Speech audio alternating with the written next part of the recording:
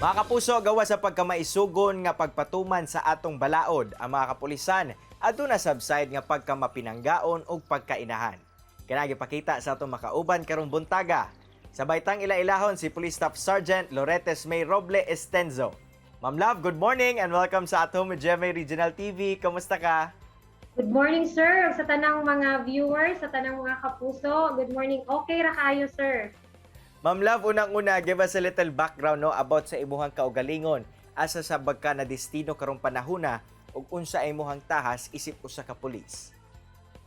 Good morning sa tanan, no? Ako day si Police Staff Sergeant Loretes May Robles Tenzo. Taga Uzami City, good to sir, na relieve and reassign diri sa Misamis Oriental Provincial Office. Na-assign ko diri sa Mantika Municipal Police Station as Chief WCPD PMCO. Na ako'y upat ka buok kaigsuon. Tapos minyo na ko ang akong bana pulisad.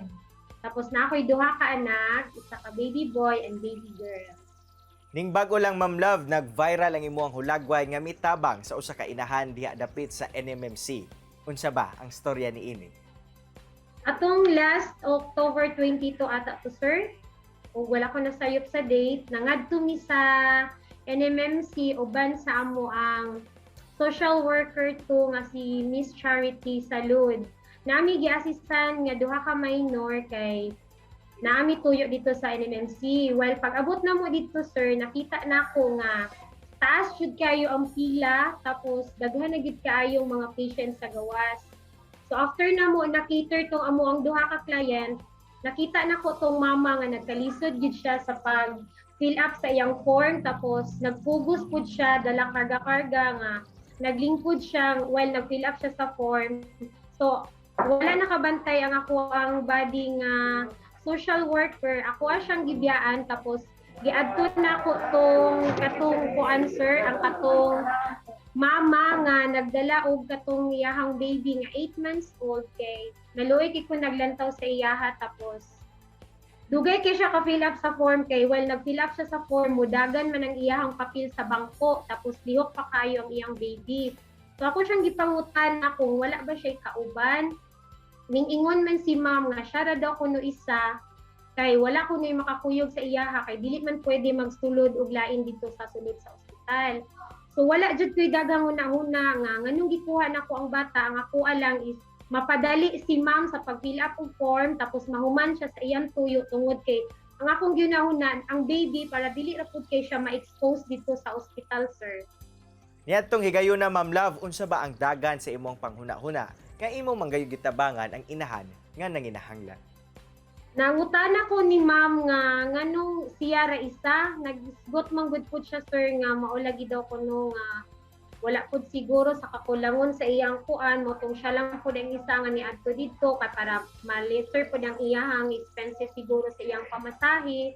Tapos nangutana ko sa iyaha kung naunsa ang bata, masamot ko na luoy pag-ingon ni ma'am nga magkuha daw kuno sa result sa x-ray sa bata. Wala na ko kapangutana sir kung unsa ang nahitabo sa bata o nganong iyahang gipa-x-ray dito sa sulod sa NMMC. Natandog jud kayo ko sir kay ako isa pud ko ka mama kabalo ko sa bation ko unsa ang feeling nga magkalisod nga sa ingon nadto nga panahon nga taas kay ang pila, init kay sa gawas tapos walay makatabang sa iya mo to nga pagduol na ko sa iyaha, syempre baby man ang atong gipugos no, so nang alcohol, ang akong face shield na tandog na gani tungod kay ang baby lihok gid kaayo sa ngatanan.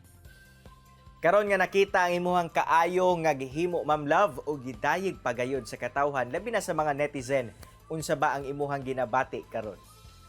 Primero ginakong pagkakita sa akong picture sir sa Facebook, mo pagmata nako nakuratan kay ko kay natingala ko nga ang akong body nga social worker nga si Charity Salud, gi-post din ni na siya gi-post nga picture niya. Bihira ra ba gid siya nga mag-post.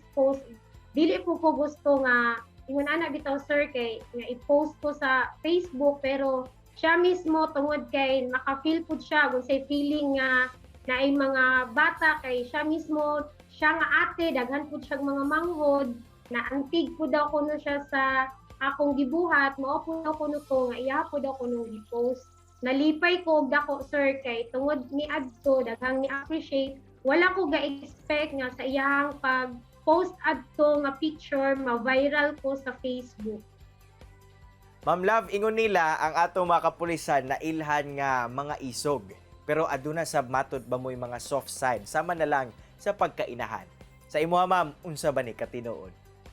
Tinuod gid kaayo na sir nga ang mga kapulisan isog gid kaayo.